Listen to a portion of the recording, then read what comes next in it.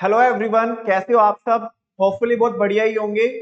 हाँ जी, आपकी प्रिपरेशन बहुत अच्छी चल रही होगी। नमन भैया, हमारी प्रिपरेशन तो बहुत अच्छी चल रही है। हमने अकाउंटेंसी के फुल ऑन न्यूमेरिकल्स भी कर लिए और थियरी कल की क्लास में आपने हमको करा ही दी थी। अब खाली रहता है प्रेजेंटेशन, ठीक है ना। अब आप अगर हमें ये और बता देंगे कि हमें अपने पेपर में कैसे प्रेजेंट करना है, तो डेफिनेटली हम अपने एग्जामिनेशन में बहुत अच्छे मार्क्स सिक्योर कर पाएंगे, ठीक है। हाँ जी बच्चों, बिल्कुल सही कह रहे हो आप। with the same knowledge different student can get different marks and the difference is only presentation skills। तो चलिए जल्दी से देख लेते हैं कि हमें किन किन बातों का ध्यान रखना है अपने एग्जामिनेशन में अपीयर होने से पहले, ठीक है ना। वो सारी चीजें हमें अभी क्या कर लेनी है, प्रैक्टिस कर लेनी है। बच्चों वीडियो को पूरा जरूर देखना।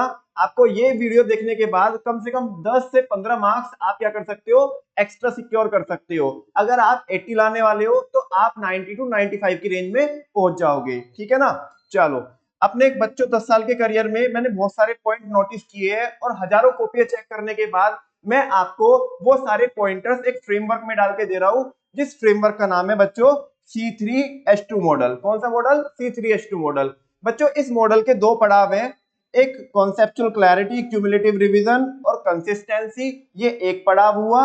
और दूसरा पड़ाव है how to write and how much to write. और आज के दिन पे बच्चों आप इस मॉडल के अकॉर्डिंग पहले पड़ाव के अंतिम चरण में होंगे, यानी कि कंसिस्टेंसी पे। नमन भैया कैसे, आप हमें बताइएगा। बिल्कुल बच्चों, वन बाय वन मैं आपको ये पूरा मॉडल क्रैक करके दूंगा और अगर आप इसको फॉलो करते हो तो वाकई में आप डिफरेंस फील करोगे जब आप अपने एग्जामिनेशन में आंसर्स लिख रहे होंगे। तो फर्स्ट ऑफ ऑल, अगर आपको प्रेजेंटेशन स्किल्स को बहुत अच्छा करना है तो आपको क्या होनी चाहिए, कॉन्सेप्चुअल क्लैरिटी होनी चाहिए, ठीक है ना। आपके जो कॉन्सेप्ट है वो क्रिस्टल एंड क्लियर होने चाहिए। जब आपके कॉन्सेप्ट क्रिस्टल एंड क्लियर होंगे तभी आपको ये पता लग पाएगा कि हमें लिखना क्या है, क्वेश्चन ने क्या पूछा है और हमें लिखना क्या है। देन जैसे ही हमारे कॉन्सेप्ट क्रिस्टल एंड क्लियर हो जाएंगे उसके बाद बच्चों हमें क्यूमुलेटिवली क्या करना है, रिवीजन करना है। नमन भैया रिवीजन तो सुना था, लेकिन ये क्यूमुलेटिव रिवीजन क्या है बच्चों, अभी बताता हूं। देखो, री रीडिंग हमें नहीं करनी है, ठीक है ना। मैं क्रैमिंग की तो बात ही नहीं कर रहा हूं, क्रैमिंग तो करनी ही नहीं है आपको, लेकिन आपको री रीडिंग भी नहीं करनी है। बहुत सारे बच्चे मैं देखता हूं कि क्या करते हैं, री रीडिंग करते हैं, ठीक है ना। बस एक रीडिंग लगा लेते हैं और उन्हें लगता है कि हमारा रिवीजन हो चुका है, जबकि बच्चों ऐसा नहीं है। हमें अपने माइंड के ऊपर क्या डालना है, प्रेशर डालना है, ठीक है ना। क्या डालना है, प्रेशराइज करना है। उसे इतना प्रेशराइज करना है कि ताकि वो रिकॉल कर पाए वो चीजें जो हमने कॉन्सेप्चुअल क्लैरिटी के साथ अपने माइंड को क्या, अपने माइंड में क्या की है, फीड की है, ठीक है ना। प्रेशर में उस प्रेशर की बात नहीं कर रहा हूं कि हमें टेंशन ले लेनी है कि ये नहीं हुआ वो नहीं हुआ, हमें वो प्रेशर की बात नहीं कर रहा हूं मैं। हमें कौन सा प्रेशर लेना है कि खाली जो हमने अपने माइंड को सिग्नल दिए है वो माइंड उन्हें क्या कर पाए, वो फाइल्स को रिट्राइव कर पाए, ठीक है ना। तो वो रिवीजन कैसे होता है बच्चों, या तो आप आपकी नोटबुक पे या आपके नोट्स पे आप हाथ रख के करोगे, ठीक है ना, रिकॉल करने की कोशिश करोगे। और वो जो रिवीजन है वो क्यूमुलेटिवली करना है। जैसे आप मीडियन निकालते वक्त क्या करते थे, अगली फ्रीक्वेंसी में पिछली फ्रीक्वेंसी क्या करते थे, ऐड ऑन करते थे, सीएफ निकालते थे। तो बच्चों वैसे ही आपको क्या करना है, रिवीजन करना है। यानी कि अगर आज आप कोई फ्रेश रिवीजन कर रहे हो तो कल आपने जो रिवीजन किया था एक बार उसे जल्दी से क्या कर लीजिएगा, गो थ्रू कर लीजिएगा, मतलब क्यूमुलेटिवली इकट्ठा करके। पहले जो टॉपिक्स पढ़े आपने पहले उनका रिवीजन, देन फ्रेश रिवीजन। फिर कल जो आप रिवीजन करेंगे जो अब तक आप कर चुके हैं पहले उनका रिवीजन, देन फ्रेश रिवीजन, ठीक है ना। ये काम आपको जल्दी जल्दी करना है। इससे क्या होंगे, आपकी जो पुरानी फाइल्स आपने जो सेव की अपने माइंड में वो क्या होती जाएगी, रिट्राइव होती जाएगी, ठीक है ना। चलो, ये जो रिवीजन है, आप अगर आपने अपने नोट्स बनाए हैं तो आप उनसे कर सकते हो, अगर आपने कोई समरी चार्ट्स बनाए हैं तो उनसे कर सकते हो, या अपने फ्लो चार्ट से कर सकते हो। और ये रिवीजन आपको क्या करना है, कंसिस्टेंटली करना है। और मैंने आपको बोला था कि आजकल आप इसी फेज में होंगे, कंसिस्टेंसी वाले फेज में, क्योंकि जो चीज आपने पढ़ी है अभी बच्चों, फ्लो जो है उसको ब्रेक मत करना, ठीक है ना। कंसिस्टेंटली वो चीजें रिवाइज करते रहना करते रहना करते रहना अपने एग्जामिनेशन तक, ठीक है ना। चलो, अगर आप ये फर्स्ट पड़ाव को पूरा कर चुके हैं तो अब आते बच्चों किसमें, दूसरे पड़ाव में, ठीक है ना। C3H2 मॉडल के दूसरे पड़ाव में आते how to write and how much to write. कैसे लिखना है और कितना लिखना है। बच्चों अगर हमें यही नहीं पता चलेगा कि कैसे लिखना है और कितना लिखना है तो वो हमारा जो आंसर है वो अप टू द मार्क नहीं हो पाएगा। पता चला कि क्वेश्चन 1 मार्क का था लेकिन हम उसमें 4 मार्क के लिए 3 मार्क के लिए लिखे जा रहे हैं तो भी क्या ही मिलेगा, 1 मिलेगा। लेकिन अगर क्वेश्चन की रिक्वायरमेंट 6 नंबर की है तो मोस्ट ऑफ द बच्चे क्या करते हैं, खाली 1 या 3 नंबर का काम करके छोड़ देते हैं, तो पूरे 6 नंबर नहीं मिल पाते। तो बच्चों हमें ये भी पता होना चाहिए कि हमें क्या कैसे, मतलब how to write and how much to write, ठीक है ना, कैसे लिखना है और कितना लिखना है, ये हमें पता होना चाहिए, ठीक है ना। ये प्रॉपर हमारी क्या होती है, राइटिंग स्किल्स होती है। क्या होती है बच्चों, राइटिंग स्किल्स, ठीक है ना। तो सबसे पहले अब हम देख लेते हैं कि हमें क्या नहीं करना है। फर्स्ट ऑफ ऑल आपको स्पेलिंग मिस्टेक्स को क्या करना है, अवॉइड करना है। दूसरा, आपको ग्रामेटिकल मिस्टेक्स नहीं करनी है। तीसरा, अगर आपकी कोई गलती हो भी जाए तो आपको व्हाइटनर का बिल्कुल भी यूज नहीं करना है। सीबीएसई ने स्ट्रिक्टली क्या किया है, प्रोहिबिट किया है व्हाइटनर या फ्लूइड को यूज करने के लिए, ठीक है ना। लेकिन नमन भैया अगर गलती हो जाए तो क्या कीजिएगा, तो हमें ऐसे नहीं कि हमें सजा सजा के ऐसे क्या करना है, कटिंग करना है, कि ताकि हम एग्जामिनर को ये बता सके कि देख भाई देख ले हमने क्या की है, गलती की है। ऐसा हमें बिल्कुल भी नहीं करना है। तो फिर क्या कीजिएगा, अगर हमारे से कोई गलती हो भी जाए तो हमें सिंपली क्या करना है, एक ऐसे लाइन कट कर देनी है, ठीक है ना, ताकि अगर एग्जामिनर ध्यान से देखे तो पता लग जाए कि हाँ भाई ये क्या हो रखी है, कटिंग हो रखी है यहाँ पे, और अदरवाइज हमारा काम चल जाएगा। हमें अपनी कॉपी को क्या रखना है, नीट एंड क्लीन रखना है, ठीक है ना। चलो, एब्रीविएशंस का हमें क्या नहीं करना है, यूज नहीं करना है अनलेस स्पेसिफाइड। जैसे इंग्लिश की एग्जामिनेशन में आपको स्पेसिफाइड होता है कहीं तो एक सेक्शन में कि आपको एब्रीविएशन उसके मार्क्स होते हैं, ठीक है ना, तो वहां पे हमें करना है। अदरवाइज हम कोशिश करें कि एब्रीविएशंस ना लिखे, ठीक है ना।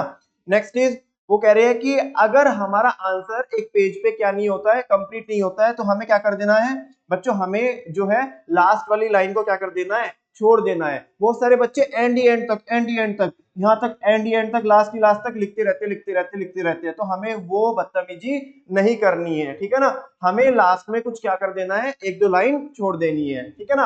और अगर हमें फ्रेश, जैसे हमारा एक आंसर इस पेज पे हो गया और नेक्स्ट पेज पे हमारे मतलब आधे में आ गया, आधे पेज में हमारा वो आंसर आ गया, मतलब 1.5 पेज में आ गया, एक ये और आधा ये, तो हमें अगर फ्रेश आंसर लिखना है तो फ्रेश आंसर हम किससे लिखेंगे बच्चों, फ्रेश पेज से लिखेंगे, ये हमें ध्यान रखना है। इससे हमारी जो प्रेजेंटेशन है वो बहुत स्टैंडर्ड होती है, ठीक है ना। टॉपर्स बच्चे जो होते हैं वो ऐसे ही लिखते हैं, ऐसे ही फॉलो करते हैं, ठीक है ना। अच्छा, अगर कोई न्यूमेरिकल वर्क का जो न्यूमेरिकल पोर्शन है उसका हमें क्या करनी है, उसकी कैलकुलेशंस करनी है, ठीक है ना। वैसे तो जैसे अकाउंटेंसी में तो उसके हमें क्या बनाने चाहिए, प्रॉपर वर्किंग नोट्स बनाने चाहिए उनके भी, क्योंकि क्या होते हैं, मार्क्स होते हैं। लेकिन फिर भी अगर हमें कोई कैलकुलेशंस करनी है तो बहुत सारे बच्चे क्या करते हैं, साइड में क्या करते हैं, कैलकुलेशन करते हैं। वो बच्चों बिल्कुल भी मत करना, ऐसी मिस्टेक बिल्कुल भी मत करना, बिकॉज उससे हमारी कॉपी बड़ी गंदी दिखती है, ठीक है ना। तो हमें क्या करना है, जो रफ वर्क है वो साइड मार्जिन में नहीं करना है, हमेशा कहाँ पे करना है, वो लास्ट पेज पे करना है, ठीक है ना। चलो, ये तो थे बच्चों की क्या क्या चीजें हमें नहीं करनी है। ये छोटी छोटी सी मिस्टेक है, सिली मिस्टेक्स है जो बच्चे बहुत बड़े लेवल पे करते हैं, ठीक है ना। और यहीं पे क्या होता है, देखो एक बच्चा बोलता है कि मेरे को भी सेम नॉलेज थी, इसको भी सेम नॉलेज थी, लेकिन फिर भी इसके 95 आए या 98 आए, लेकिन मेरे 85 या 82 ही रह गए। बच्चों वो प्रेजेंटेशन स्किल्स ही है, ठीक है ना। तो ये सारी चीजें हमें नहीं करनी है। नेक्स्ट इज, हमें अब क्या करना है, ठीक है ना। हमें जो सीबीएसई 15 मार्क्स का 15 मिनट्स का क्या देती है, रीडिंग टाइम देती है, उसको हमें प्रॉपरली क्या करना है बच्चों, यूटिलाइज करना है, ठीक है ना। अच्छे से उसे हमें क्या करना है, रीडिंग टाइम को यूटिलाइज करना है। और हमें क्या कर लेना है, उसमें ये फाइंड आउट कर लेना है कि हमें कौन से क्वेश्चंस करने हैं, ठीक है ना। कौन से क्वेश्चंस हमें करने हैं और पहले कौन से करने हैं। पहले क्योंकि हम वो क्वेश्चंस करेंगे जिन पे हमारी सबसे अच्छी कमांड है, ठीक है ना, जो हमें बहुत अच्छे से आते हैं। हमें क्या करनी है, सारी की सारी इंस्ट्रक्शंस बहुत अच्छे से क्या करनी है, पढ़नी है। और बहुत सारे बच्चे यहाँ पे बहुत जबरदस्त मिस्टेक करते हैं कि क्वेश्चन के रिक्वायरमेंट को ही नहीं पढ़ते कि क्वेश्चन ने पूछा क्या है। आजकल सीबीएसई क्या करती है कि एक एक दो दो पॉइंट बना के क्वेश्चन पूछती है, ठीक है ना, part first, part second, part third, ठीक है ना। जैसे किसी में इंपोर्टेंस पूछ ली, ठीक है ना, ये लिमिटेशंस पूछ ली।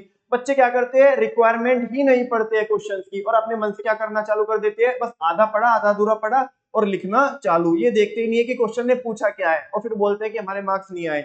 अरे रिक्वायरमेंट नहीं पढ़ोगे तो फिर मार्क्स कैसे आएंगे। तो आपको क्वेश्चन की रिक्वायरमेंट बहुत अच्छे से पढ़ लेनी है। और कोशिश करना है, कोशिश क्या कि आपको करना ही है, आपको सारे के सारे क्वेश्चंस क्या करने हैं बच्चों, अटेम्प्ट करने हैं, ठीक है ना। अच्छा, आपको क्या कर लेना है, टाइम एलोकेट कर लेना है, क्या कर लेना है, टाइम एलोकेट कर लेना है। बहुत सारे बच्चे क्या करते हैं, एक ही क्वेश्चन पे बहुत ज्यादा टाइम क्या कर देते हैं, दे देते हैं उसको, लेकिन उसके बाद क्या होता है, एंड में हमारा जो क्वेश्चन पेपर है वो छूट जाता है और हम पूरा अटेम्प्ट नहीं कर पाते। तो उस केस में हमें क्या करना है, टाइम को अलॉट कर लेना है। अब आपको सबसे बेस्ट मेथड जो मेरे को लगता है वो मैं बताता हूँ, जिसको मैं खुद भी फॉलो करता हूँ और बच्चों को भी फॉलो कराता हूँ पिछले 10 सालों से, ठीक है ना। अपने टाइम पे भी मैंने ये चीज फॉलो की है, क्योंकि आपके मोस्टली एग्जामिनेशन में आपका जो क्वेश्चन पेपर आता है वो 80 मार्क्स का आता है, ठीक है ना। कितने का आता है, 80 मार्क्स का। तो आपको क्या करना है, आपको एक सिंगल मार्क को लेने के लिए, ठीक है ना, आपको क्या करना है, 2 मिनट्स अलॉट करनी है। कितने मिनट अलॉट करनी है, 2 मिनट्स, ठीक है ना। तो आप ध्यान से देखिएगा, आपको 3 घंटे मिलते हैं 80 मार्क्स को, 80 मार्क्स को क्या करने के लिए, अटेम्प्ट करने के लिए, यानी कि कितना हो गई, 180 मिनट्स हो गई, ठीक है ना। अगर आप एक मार्क को सिक्योर करने के लिए 2 मिनट क्या करोगे, अलॉट करोगे, तो उस केस में क्या होगा, आपकी 160 मिनट्स क्या हो जाएगी, यूटिलाइज हो जाएगी। कितने मिनट्स, 160 मिनट्स। और उसके बाद भी आपके पास कितने मिनट्स बच चुकी होगी, 20 मिनट्स बच चुकी होगी, जिसमें आपको क्या करना है, आपके पेपर को वापस से आपकी आंसर शीट को आपको गो थ्रू करना है, आपको रीचेक करना है कि हमने लिखा क्या है, ठीक है ना। तो लेट सपोज अगर आपको एक एमसीक्यू अटेम्प्ट करना है, तो आप मैक्सिमम उसमें कितने मिनट दीजिएगा, 2 मिनट दीजिएगा। एक 6 नंबर का आपको क्वेश्चन लिखना है, ठीक है ना, उसमें आप कितने कीजिएगा, 12 मिनट क्या कीजिएगा, उसको अलॉट कीजिएगा। सेम है अगर कोई 4 नंबर का है तो 8 मिनट, ठीक है ना। थोड़ा बहुत ऊपर नीचे चल सकता है, लेकिन आपको बैलेंस बना के लेके चलना पड़ेगा, आपको कॉम्पनसेट करना पड़ेगा। लेट सपोज अगर किसी क्वेश्चन में आपको 13 मिनट लग गई या 15 मिनट लग गई, तो फिर आप 6 नंबर के लिए बात कर रहा हूं, तो आपको फिर अगले वाले में क्या करना पड़ेगा, बैलेंस करना पड़ेगा, ठीक है ना। ऐसा नहीं कि हर एक में आप ज्यादा से ज्यादा करते जाए। और लेकिन अगर आपको एक 6 नंबर में ही लेट सपोज आपको 20 मिनट लग रही है, 25 मिनट लग रही है, या आपने आधा घंटा लगा दिया, या सोच ही रहे हो आप कि कैसे होगा कैसे होगा, तो बच्चों इतना टाइम जाया मत करो, आप आगे बढ़ो, उसे बाद में देखेंगे। स्पेस आप क्या कर दो, वहां पे ब्लैंक छोड़ दो, ठीक है ना। अच्छा, सीबीएसई में स्पेसिफिकली ये मैं आपको बता दूं, बहुत सारे बच्चे क्या करते हैं, ब्लैक पेन यूज करते हैं। ब्लैक पेन बिल्कुल भी आपने यूज नहीं करना है, आपको ब्लू पेन यूज करना है या रॉयल ब्लू पेन यूज करना है, ठीक है ना। और कोशिश कीजिएगा कि बॉल पेन आप क्या कीजिएगा, यूज कीजिएगा, बिकॉज वो बिल्कुल सेफर साइड पे। अगर आप जेल पेन यूज करोगे तो मे बी आपकी कॉपी पे लेट सपोज पानी गिर गया या स्वेटिंग वगैरह हो गई है ना, तो उस केस में वो कॉपी के ऊपर जो इंक है वो फैल सकती है, लेकिन बॉल पेन के साथ ऐसा नहीं होता, ठीक है ना। तो आपको बॉल पेन ही यूज करना चाहिए, और वो भी ब्लू या royal blue. Next is never use the new pain in the exam. का आपको कभी भी नया पेन, बहुत सारे बच्चों में क्रेज होता है कि अभी कल तो हमारा क्या है, एग्जाम है, और हम क्या करेंगे, नया पेन यूज करेंगे, तो बच्चों उस पर आपकी ग्रिप नहीं होती। तो आप अभी से ही, अगर आपका एग्जाम एक हफ्ते बाद है, तो आप अभी से ही कुछ पेन्स लेकर आए, ठीक है ना, और उनको थोड़ा थोड़ा क्या कर ले, उनसे प्रैक्टिस कर ले, ताकि आपकी उन पेन के ऊपर क्या हो जाए, ग्रिप अच्छी हो जाए, ठीक है ना। आपको क्या करना है, मार्जिन करना है both side of the page. Answer number should be clearly mention. बहुत सारे बच्चे क्या करते हैं, इसका आंसर उसमें, उसका आंसर इसमें, नंबरिंग क्या कर देते हैं, गलत कर देते हैं, और फिर उनको सही होते हुए भी टाइम भी पूरा लग जाता है और आंसर भी बिल्कुल सही है, लेकिन नंबरिंग आपने क्या कर दी, मिसमैच कर दी, जिसकी वजह से आपको मार्क्स नहीं मिल पाते। तो जब जब भी मैं टेस्ट लेता हूं, तो बहुत सारे बच्चे ऐसे करते हैं कि नंबरिंग ऊपर नीचे कर देते हैं, ठीक है ना। तो आपको जो क्वेश्चन नंबर है वो प्रॉपर आपको लिखना है, ठीक है ना, और उसी का आंसर लिखना है, ठीक है। Next section should be started from the new page. अगर किसी एग्जाम में डिफरेंट डिफरेंट क्या है, सेक्शन है, section A, section B, section C, section D, तो आपको क्या करना है, जो नया सेक्शन है वो फ्रेश पेज से ही क्या करना है, स्टार्ट करना है। Make sure you have completed your exam as per the allocated time and don't forget to recheck your answer sheet. ये मैं आपको ऊपर बता ही चुका हूं कि आपको क्या करना है, रीचेक भी करना है। अगर आप जो कैलकुलेशन मैंने आपको बताई है उसके अकॉर्डिंग भी आपको पूरा पेपर करने के बाद आपके पास 20 मिनट बच जाएगी, और 20 मिनट में बच्चों 2 बार अच्छे से आपका पेपर क्या हो सकता है, चेक हो सकता है, ठीक है ना। चलो, नेक्स्ट इज राइटिंग एटिकेट्स। अब हमें किन किन बातों का और ध्यान रखना है, ठीक है ना। तो कह रहे हैं कि writing must be neat and clean. हमारी राइटिंग एटलीस्ट इतनी तो होनी, मतलब इतनी तो होनी ही चाहिए कि सामने वाले को ये समझ में आ जाए कि हमने लिखा क्या है। Try to separate the alphabet in case of poor writing, ठीक है ना। अगर आपकी राइटिंग थोड़ी खराब है तो कोशिश करो आप कि आप अल्फाबेट को क्या करो, डिफरेंट डिफरेंट लिखो। First of all right those answers on which you have very good command, ये मैं आपको बता ही चुका हूं। इनको in case you know all the answers very well then it is preferred to write answers serially as per the sequence of the question paper। अगर आपको सारे क्वेश्चंस बहुत अच्छे से आते हैं तो बेस्ट केस सिनेरियो यही है कि आपको क्या करना है, आपको सीक्वेंशियली, ठीक है ना, सीक्वेंस में ही सारे आंसर को करना है। इससे एक क्या होता है ना, फ्लो बनता है। एग्जामिनर भी जब कॉपी चेक करता है तो एक फ्लो बनता है, टिक टिक टिक टिक, तो उसमें आप चांसेस ज्यादा है कि आपको बेटर मार्क्स मिलेंगे, ठीक है ना। Right your answer in bullet form not in paragraph form, आपको छोटे छोटे बुलेट्स बना करके लिखने हैं, ना कि एक बड़ी रामायण लिखनी है पैराग्राफ में, ठीक है ना। तो उसमें क्योंकि गलती होने के चांसेस ज्यादा रहते हैं, छोटे छोटे बुलेट्स बना के लिखोगे तो आपको प्रॉपर मार्क्स क्या होंगे, एलोकेट होंगे, ठीक है। Writing should be consistent and firm. शुरू में तो क्या होता है, बच्चे लेट लेट के अच्छे से बहुत क्या करते हैं, आंसर को लिखते हैं, लेकिन बाद में क्या होता है, फिर जब टाइम कम पड़ता है तो राइटिंग बहुत तेज कर देते हैं, इसमें राइटिंग कैसी भी आ रही होती है, गंदी, है ना। तो हमें ऐसा नहीं करना है, हमें अपनी राइटिंग को स्टार्टिंग से लेकर के एंड तक क्या रखना है, कंसिस्टेंट रखना है और फर्म रखना है, ठीक है ना। स्पीड हमें मेंटेन करके चलनी है। Maintain proper spacing while writing the answer, हमें बराबर से स्पेसिंग करनी है, ठीक है ना। जैसे हेडिंग चेंज होने के बाद, जैसे हेडिंग चेंज होती है तो हमें क्या करना है, एक लाइन छोड़ना है, ठीक है ना।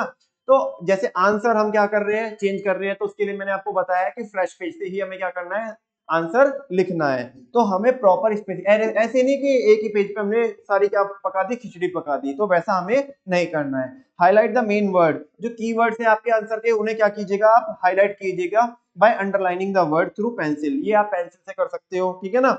Try to make a sentence even for one word answer, अगर एक नंबर में आपको वन वर्ड वाले जो क्वेश्चंस होते हैं तो कोशिश करो कि उसे भी आप एक सेंटेंस बना करके लिखो, ठीक है ना। Must write the main heading, जो भी आप टॉपिक लिख रहे हो, ठीक है ना, जो भी आपसे पूछा गया है तो कोशिश करो कि उसकी जो मेन हेडिंग है एक बार आप वो ऊपर लिख दो, ठीक है ना। उसके बाद अपना जो कंटेंट है, एक्सप्लेनेशन है, वो चालू करो, ठीक है ना। अच्छा, उस मेन हेडिंग को आपको क्या भी करना है, अंडरलाइन भी करना है, ठीक है ना। फिर बोल रहे हैं रिमेंबर द मेन कंटेंट, यानी कि सब हेडिंग और ये जो बुलेट्स है आपके should be written from the next line of the main heading, ये मैं आपको स्पेसिंग वाली चीज में भी बता चुका हूँ, ठीक है ना। अगर किसी टॉपिक में आप एग्जांपल दे सकते हो, अगर स्पेसिफिकली एग्जांपल पूछा है तो उस केस में तो हमारे पास कोई चॉइस ही नहीं है, हमें क्या देना पड़ेगा, एग्जांपल देना ही पड़ेगा। लेकिन अगर किसी टॉपिक में हम एग्जांपल दे सकते हैं तो वो हमारे आंसर में चार चांद लगा देगा, उस केस में हमें एग्जांपल जरूर कोट करना चाहिए, it will enhance the quality of the answer. Next is be consistent while writing the answer, if you have sufficient content then write only specific content। अगर आपके पास प्रॉपर कंटेंट है, ठीक है ना, कि 6 नंबर में हमारे को उतना आता है जितना उसकी रिक्वायरमेंट है, तो फिर रेलिवेंट ही लिखिएगा, इधर उधर की बातें मत लिखिएगा। लेकिन अगर आपको ऐसा लगता है कि कुछ कम आता है तो फिर अगल बगल के टॉपिक्स आप लिख सकते हैं, ठीक है ना। चलो, but if you have lack of content then write related points to the question. छोड़ के बच्चों कुछ भी नहीं आना है, ठीक है ना, लिखोगे तो मार्क्स मिलेंगे और नहीं लिखोगे तो कुछ भी मार्क्स नहीं मिलेंगे, ठीक है ना। अब वर्ड रिक्वायरमेंट देख लेते हैं, 1 मार्क के लिए मैक्सिमम 1 सेंटेंस आपको बनाना है, ठीक है ना। 3 to 4 मार्क्स के लिए 70 to 100 वर्ड्स होने चाहिए। आप ऐसे नहीं वहां पे वर्ड गिनते बैठ जाओ, ठीक है ना। देखो ये डीम्ड होता है कि एक पेज में, है ना, 70 से लेकर के 100 वर्ड्स आ ही जाते हैं 3 से 4 नंबर के लिए, ठीक है ना। और 125 या उससे ज्यादा वर्ड्स किसके लिए होते हैं, 6 मार्क्स के लिए होते हैं। ये अराउंड 1.5 पेज पे आ जाता है। ये मैक्सिमम चाहे तो आप 2 पेज भी कर सकते हो, लेकिन इससे ज्यादा मत लिखना, अननेसेसरी क्या जाएगा, टाइम जाएगा, ठीक है ना। चलो, अब देखते हैं डिफरेंट डिफरेंट टाइप के जो क्वेश्चंस होते हैं उनके लिए हमें कैसे करना है। जहाँ पे हेडिंग्स होती है, लेट सपोज आपको मैनेजमेंट की क्या पूछी है, इंपोर्टेंस पूछी है, तो वहां पे अपने को क्या लिखनी पड़ेगी, हेडिंग लिखनी पड़ेगी। तो बच्चों बेस्ट केस सिनेरियो ये है कि जब आप क्वेश्चन पढ़ते हो, रिक्वायरमेंट पढ़ते हो और आपको लेट सपोज उसने इंपोर्टेंस ऑफ मैनेजमेंट पूछा, तो आपको सारे पॉइंटर, सारे 5-6 पॉइंटर सारे हैं, लेकिन जब आप वन बाय वन एक्सप्लेन करना चालू करते हो तो बीच में बहुत सारे बच्चों के साथ ऐसा होता होगा कि वो भूल जाते हैं, 3 हेडिंग लिख दी, उनका एक्सप्लेनेशन लिख दिया, लेकिन फिर चौथी पांचवी भूल गए या छठी भूल गए, 5 लिख दी, 1 भूल गए। तो उस केस में बच्चों क्या होता है, आपको क्या करना है, ये कॉम्बिनेशंस याद रखने हैं और इस तरीके से करके, मतलब ये ऐसा कोई थंब रूल नहीं है, मैं आपको एक जनरल बात बता रहा हूं कि आप सारी की सारी हेडिंग्स पहले 1 बाय 1 लिख लो, ठीक है ना। एक बार लेट सपोज आपको 5 हेडिंग पूछे तो 5 हेडिंग एक बार इंपोर्टेंस की लिख लो, मैनेजमेंट की, उसके बाद 1 बाय 1 एक्सप्लेन कर देना, ठीक है ना। ये बेस्ट केस सिनेरियो है, इससे ना सोचने में ज्यादा टाइम नहीं जाता। और उसके पहले आप इस तरीके के कॉम्बिनेशंस को लिख सकते हो, following are the importance of management, है ना। ऐसा नहीं कि सारे आंसर में ही आप एक ही लाइन चिपका रहे हो, ये डिफरेंट डिफरेंट तरीके से आप लिख सकते हो। These are the importance of management, या importance of management are given as under, importance of management are given below, importance of management are listed as under, importance of management are as follows. और वो 6 की 6 या 5 की 5 heading लिख करके फिर one by one उन्हें क्या करो, एक्सप्लेन करो। ये हेडिंग टाइप आंसर्स के लिए हो गया। नेक्स्ट इज, अगर डायग्राम किसी क्वेश्चन में पूछा है तो हमें क्या करना है, पेंसिल से डायग्राम बनाना है ना, प्रॉपर बनाना है डायग्राम। जैसे इकोनॉमिक्स में है तो इकोनॉमिक्स में जो एग्रीगेट डिमांड एग्रीगेट सप्लाई के जो डायग्राम है वो प्रॉपर पेंसिल से और स्केल से बनाने हैं। ऐसे नहीं कि विदाउट स्केल के आप डायग्राम बना दो, ठीक है ना। चलो, हमेशा जो डायग्राम है उसकी जो नोटिंग है वो भी आप लिखिएगा कि एक्स एक्सिस पे क्या है, वाई एक्सिस पे क्या है, तो वो सारी चीजें जिसको हम मेकअप बोलते हैं। तो आपको डायग्राम को क्या भी करना है, मेकअप भी करना है, ठीक है ना। साइज जो होना चाहिए वो डायग्राम का क्या होना चाहिए, स्टैंडर्ड होना चाहिए। ऐसे नहीं आपने एक छोटू सा डायग्राम बना दिया, ये बहुत बड़ा डायग्राम बना दिया, है ना। स्टैंडर्ड साइज होना चाहिए डायग्राम का, और डायग्राम कहाँ पे होना चाहिए, पेज के सेंटर में होना चाहिए, ठीक है ना। ऐसे नहीं बिल्कुल एक कोने में लगा दिया इधर या इधर, है ना, सेंटर में होना चाहिए। Next is, different type answers के लिए आपको क्या करना है, आपको टेबल में क्या करने हैं, डिफरेंस वाले आंसर प्रेजेंट करने हैं, ठीक है ना, ये वर्सेस ये, ठीक है ना, वन बाय वन अच्छे से, ठीक है। लेकिन अगर एक मार्क में क्या पूछा है, डिफरेंस पूछा है, तो उस केस में आपको एक या दो लाइन में ही डिफरेंस बताना है, उसमें टेबल नहीं भी बनाओगे तो चलेगा, है ना। बीच में क्या यूज कर देना, वेयर एज, ठीक है ना। तो उस केस में आप ऐसे प्रेजेंट कर सकते हैं। नेक्स्ट इज मोस्ट इंपोर्टेंट बच्चों, केस स्टडी को आप कैसे प्रेजेंट करेंगे, ठीक है ना। जो केस स्टडी वाले आंसर होते हैं उनको आप कैसे प्रेजेंट करेंगे। देखो, फर्स्ट ऑफ ऑल आपको पूरी की पूरी केस स्टडी पढ़ने की रिक्वायरमेंट नहीं है, ठीक है, क्योंकि केस स्टडी होती है 3 से 4 पेज की। आधे बच्चे तो क्वेश्चन देख के ही डर जाते हैं, खासकर किसमें, बिजनेस स्टडीज में। कैसे कि यार, अरे यार इतना पढ़ना पड़ेगा, इतना मेरे को तो मैं कर ही नहीं पाऊंगा, ये वो।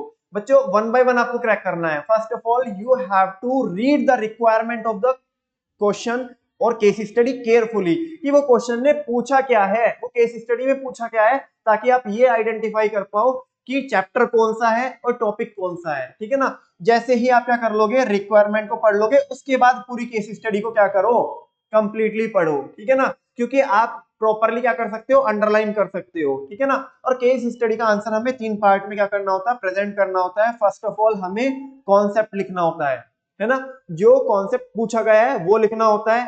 फिर क्वेश्चन में जो सिचुएशन बना करके दी गई है उसको ही हमें समराइज करके लिखना होता है। देन फाइनली कॉन्सेप्ट के बेसिस पे और सिचुएशन के बेसिस पे हमें क्या करना होता है, कंक्लूड करना होता है, ठीक है ना। ये 3 पार्ट में आप जो केस स्टडी है उनका आंसर करोगे तो आपको डेफिनेटली आउट ऑफ आउट क्या मिलेंगे, मार्क्स मिलेंगे। Next is numerical type answers के लिए आपको क्या करना है बच्चों, हमेशा फॉर्मूला लिखना है, ठीक है ना। और फॉर्मूला लिख करके स्टार्टिंग में उसे किस में बंद कर देना है, बॉक्स में बंद कर देना है, क्योंकि स्टेप वाइज मार्किंग होती है तो फॉर्मूला पे भी आपको मार्क अलॉट होंगे, ठीक है ना।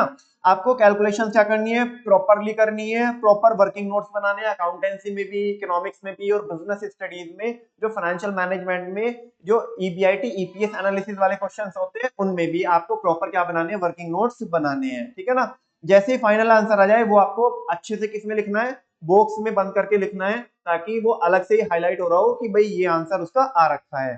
और अगर किसी क्वेश्चन में यूनिट है, ठीक है ना, जैसे अकाउंटेंसी में क्या होता है, लैक्स में है फिगर या करोड़ में, तो वो यूनिट आपको जरूर लिखनी है। बहुत सारे बच्चे क्या करते हैं, इसको स्किप कर देते हैं और फिर उनका वहां पे हाफ मार्क है वो क्या हो जाता है, डिडक्ट हो जाता है। तो हमें बच्चों इन सारी बातों का क्या रखना है, ध्यान रखना है, ठीक है ना। अगर आप इन सारी बातों को क्या करते हैं, फॉलो करते हैं, तो आप डेफिनेटली 10 से 15 मार्क्स क्या कर सकते हैं, एक्स्ट्रा सिक्योर कर सकते हैं, ठीक है ना। 90 वाला 100 पे पहुंच जाएगा, 80 वाला 90 टू 95 की रेंज में पहुंच जाएगा, ठीक है ना। और फाइनली बच्चों खुल जाएगा ग्रोथ का अकाउंट और बंद हो जाएगी फियर की फाइल, क्योंकि नमन भैया लाने जा रहे हैं आपके चेहरे पर smile.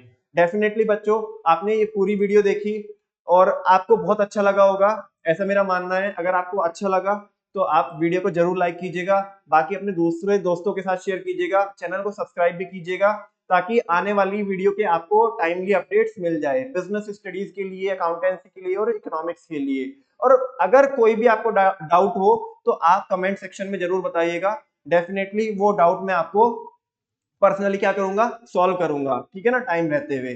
Thank you so much बच्चों, आज के लिए इतना ही, बाकी मिलते हैं नेक्स्ट वीडियो में। Till then take care, bye bye.